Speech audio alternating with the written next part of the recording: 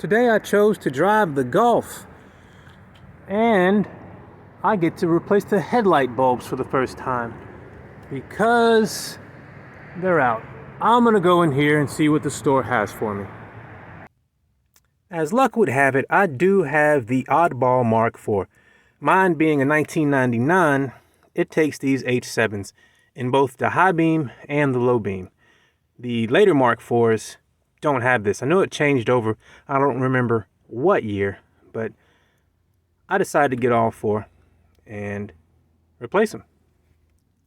Also, these were the only H7s they had, so I'm gonna put these in the low beam and I'll put these in the high beam. That way they'll match.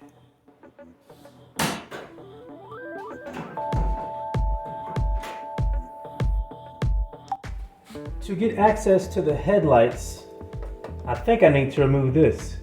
And it looks like I'm missing a screw.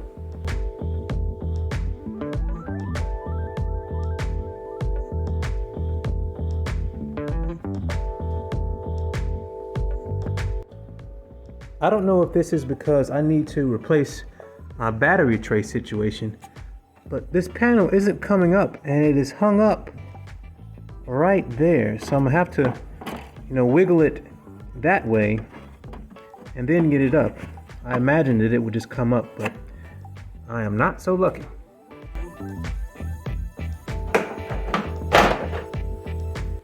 That did the trick. I used a screwdriver to help pry it away. So my battery box or battery cover has never sat right since I've owned the car. But I am going to take it off. I don't know if you have to do this on all of them, but I'm gonna take it off on mine so that I can get to the headlight.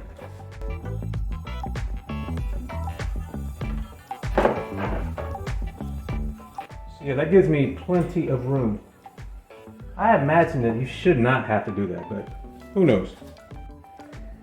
Even though I bought both high and low beams, I'm only gonna be replacing the low beams tonight. I'll keep the other pair in my glove box for when they do go. So what I need to get to is right there. So I'm going to reach in, snake my hand in there, and pull this connector off the back of the bulb, like that. And this arm right here needs to be pressed towards the front of the car and down to release the bulb. So I'm going to press it forward. I'm going to press it forward and push down, and it releases the arm, and I can grab the bulb and pull it out. It's always a good idea to compare the bulb that you remove with the bulbs in the package, because a lot of places won't accept returns if the package is opened, and they look pretty identical, so I'm gonna go ahead and put them in. Putting the new bulb in is just the reverse, but you gotta pay attention. There are slots at the top of the socket that receive this little, protrusion there. So I'm gonna slide that into the holder or socket and then replace the arm.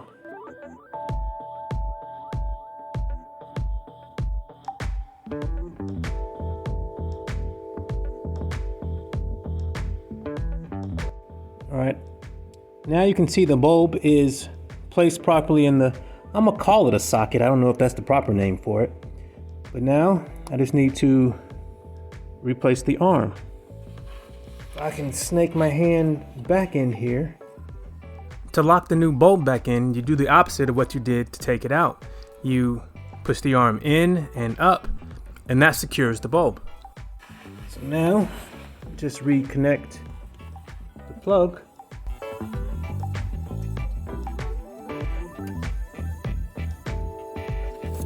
And we're good to go.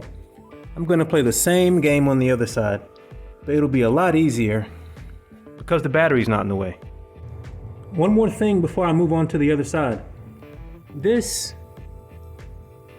is supposed to hold on a cover that shields the headlight bulbs and connections from the elements, and it's missing, so that's another part I'll be hunting for. The passenger side is a lot easier. Just pull this arm back and take this cover off. It's held in with a tab on the other side there. And that gives you pretty easy access to this bulb. But as you can see, dadgummit, the plastic on the connection has seen better days, but I can still replace the bulb anyway.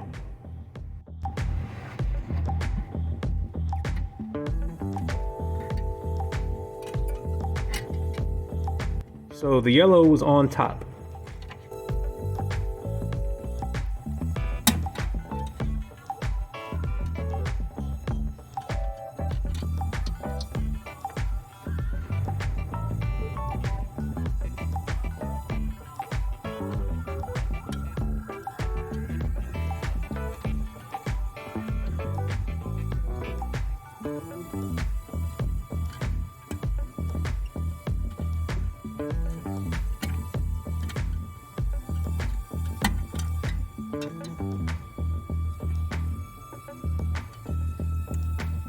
And that's another project that I can work on, is fixing this connection area. All right, now it's time to see if they work. All right, that's my low beam. Sanity check, make sure the high beams work. They do. So that was easy enough. My headlights are working fine now, but I did notice that whatever bulb that is, right below the high beam, on the passenger side, it's not working. I will address that at some other time. While I was replacing the driver's side headlight, I noticed that this piece was just dangling.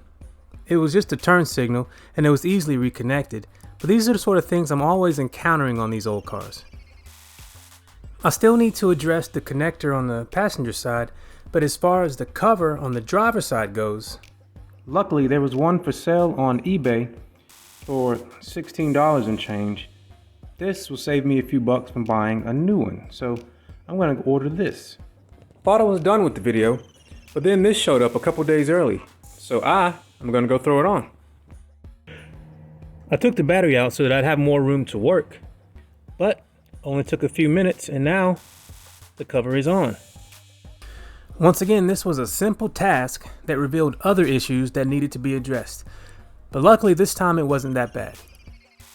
If you'd like to see how I'll address the things I found today and how I will continue to repair and improve this Golf, hit subscribe. Thanks for watching. Take care.